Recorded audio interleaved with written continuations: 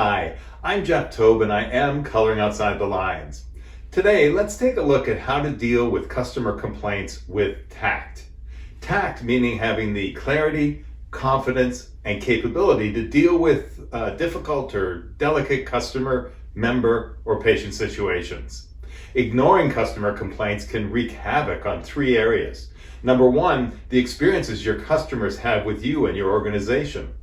Second, your organization's reputation in the marketplace or community. And finally, your positioning to acquire new customers. So, how do you resolve customer complaints with tact and then turn a complaint into a word-of-mouth marketing opportunity?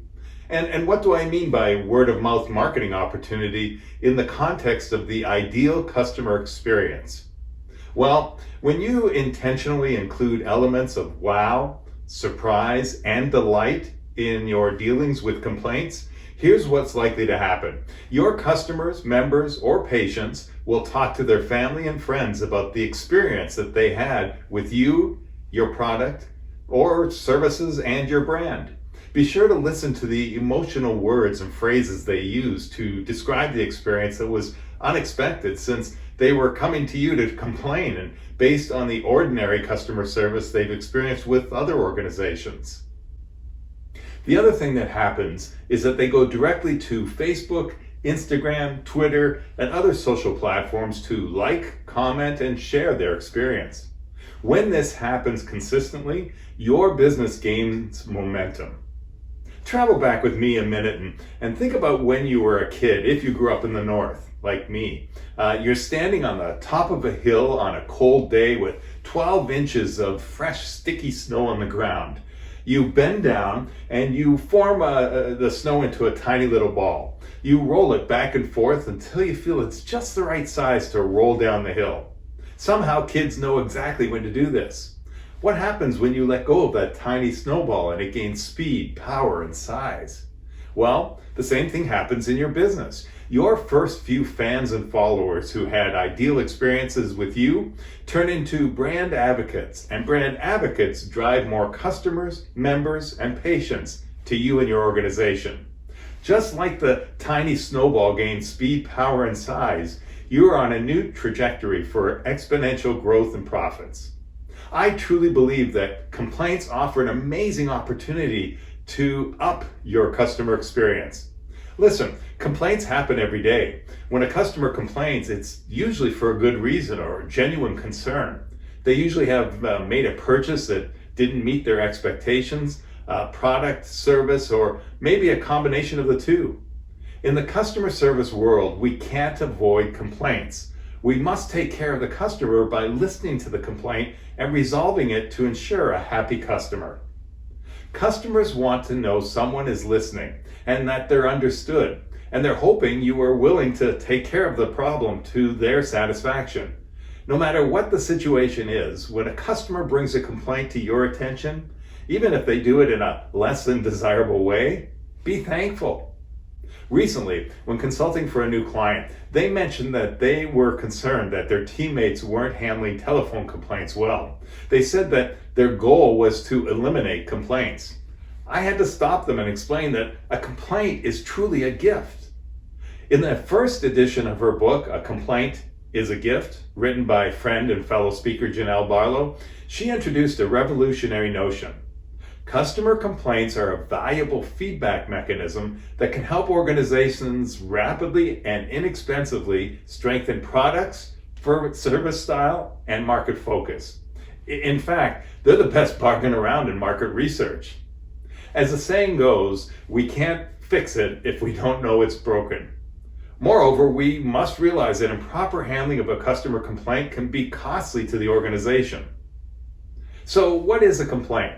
I define it as an expression of dissatisfaction made to an organization regarding its products or services or the complaint handling process itself, where a response or resolution is explicitly or implicitly expected. Here are 5 strategies that will help you handle a customer complaint in a smooth, professional manner. Number 1, stay calm. When a customer presents you with the complaint, keep in mind that the issue is not personal. He or she is not attacking you directly, but rather the situation at hand. Winning the confrontation accomplishes nothing. A person who remains in control of their emotions deals from a position of strength. While it's perfectly natural to get defensive when attacked, choose to be the professional and keep your cool. Number 2, listen well. Let the irate customer blow off steam. Respond with phrases such as, I see, and tell me more. Don't interrupt.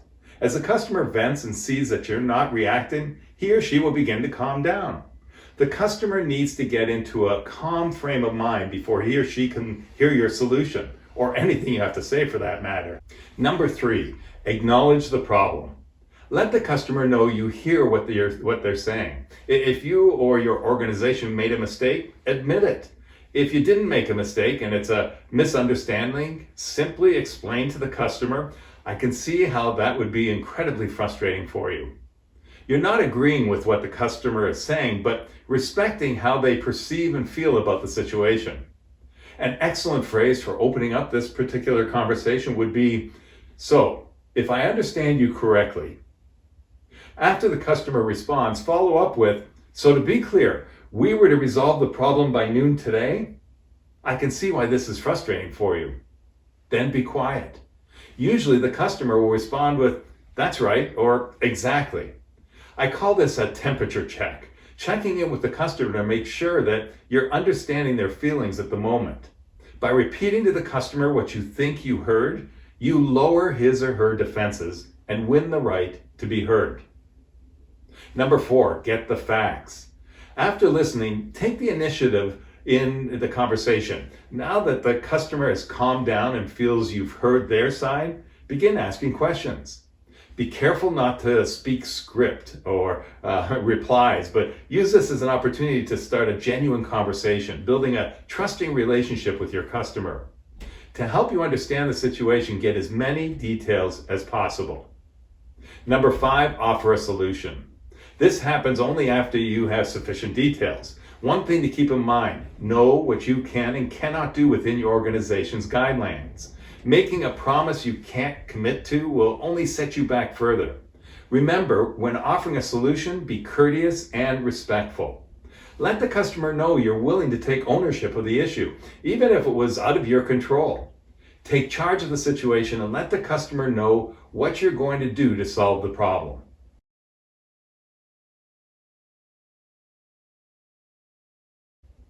Notice in all of my advice, I never once mentioned the word apology. Saying you're sorry does not have any meat to it. When a customer service representative tells me they're sorry, I'm thinking, why are you sorry? You had nothing to do with it. Believe it or not, all studies say that an apology is not necessary if you do the other 5 steps. So you've solved the problem and now you can move on to the next customer. Wrong. Your job isn't done if you want to shatter the stereotype of the experience the customer expects to have with you. Why not make a quick follow-up phone call a few days later to make sure everything is okay? It's the icing on the cake. Even a small gesture of apology can turn this interaction from disaster to legendary. I recently had a customer service rep call me a few days after they had satisfactorily solved my problem. She told me that she was thinking about me that morning and just wanted to reach out to make sure everything was okay. She then offered me a 5% discount on my next purchase. A simple gesture like this could result in a future referral or a positive word-of-mouth marketing recommendation by the customer. Powerful, right? Remember, studies show that it takes 12 positive touches after a complaint before the customer fully trusts you or the organization again. Reach out to your complainers, check on them regularly, and offer them incentives to do business with you again. Only 4% of dissatisfied customers complain. That means that 96% leave without any communication to your organization. You gotta love those complainers because they're giving you a chance to keep them as customers. Make sure your whole organization buys into the new idea that we love complaints.